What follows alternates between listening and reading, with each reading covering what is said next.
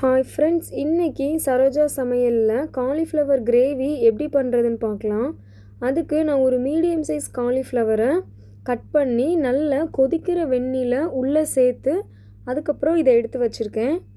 இப்போ இதை எப்படி பண்ணுறதுன்னு பார்க்கலாம். ஒரு பேனில் 3 டேபிள் ஸ்பூன் நல்லெண்ணெய் சேர்த்துக்கணும். நல்லெண்ணெய் சூடானதுக்கப்புறமா கடுகு, கருவேப்பிலை சேர்த்துக்கலாம். அதுக்கப்புறம் ஒரு மீடியம் சைஸ் வெங்காயம் சின்னதாக வெட்டி வச்சுருக்கேன், அதையும் உள்ளே சேர்த்தாச்சு. இப்போது நம்ம இது கூட 2 டேபிள் ஸ்பூன் இஞ்சி பூண்டு பேஸ்ட்டு சேர்க்கணும். இஞ்சி பூண்டு பேஸ்ட்டு சேர்த்துட்டு அதை நல்லா வெங்காயத்தோடு சேர்ந்து கலந்து விட்டுக்கலாம். இஞ்சி பூண்டு பேஸ்ட்டோட ஸ்மெல் நல்லா போக ஆரம்பித்ததுக்கப்புறம் நம்ம மசாலா சேர்க்க ஆரம்பிக்கலாம். இப்போ இஞ்சி பூண்டு பேஸ்ட்டோட பச்சை வாசம் போனதுக்கப்புறமா தேவையான அளவு வத்தல் பொடி, 1 டீஸ்பூன் மல்லிப்பொடி சேர்த்துருக்கேன். வத்தல் பொடி காரத்துக்கு ஏற்ற மாதிரி சேர்த்துக்கலாம். கொஞ்சமாக மஞ்சள் பொடி சேர்த்துக்கணும். இப்போது இது கூட 1 டீஸ்பூன் சீரகத்தூள் சேர்த்துக்கலாம். சீரகத்தூள் நல்ல ஒரு டேஸ்ட்டு கொடுக்கும்.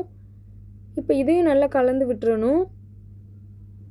இப்போது ஒரு மீடியம் சைஸ் தக்காளியை நான் சின்னதாக வெட்டி வச்சுருக்கேன், அதையும் உள்ளே சேர்த்தாச்சு.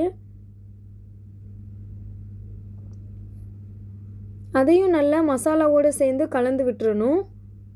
இப்போ தேவையான அளவு உப்பு சேர்த்துக்கலாம். உப்பு சேர்த்தாச்சு. இப்போது நம்ம கட் பண்ணி எடுத்து வச்சுருக்கிற காலிஃப்ளவரை உள்ளே சேர்த்துக்கலாம்.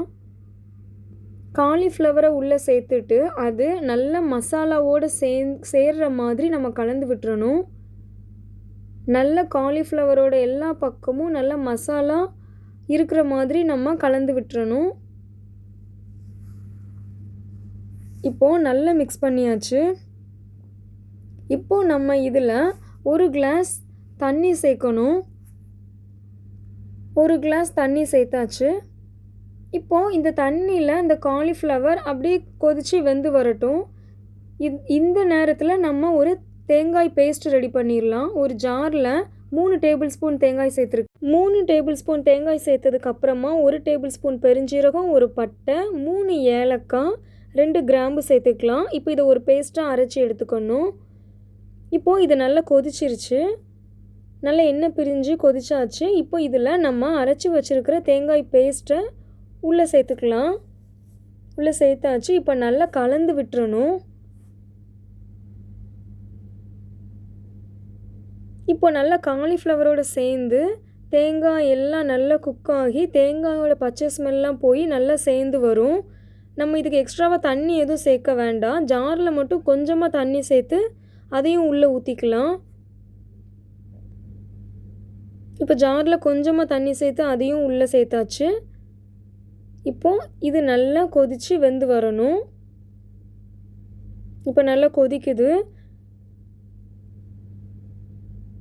நல்ல கிரேவியாக நல்லா எல்லாம் ஒன்றா சேர்ந்து ஒரு செமி கிரேவி மாதிரி நல்லா செட் ஆகி வரும். நல்ல எண்ணெய் பிரிஞ்சு வரணும். இப்போ பாருங்கள், நல்லா சூப்பராக வெந்து அழகாக வந்திருக்கு. இன்னும் கொஞ்சம் வற்றலாம். தண்ணி இன்னும் கொஞ்சம் வற்றட்டும்.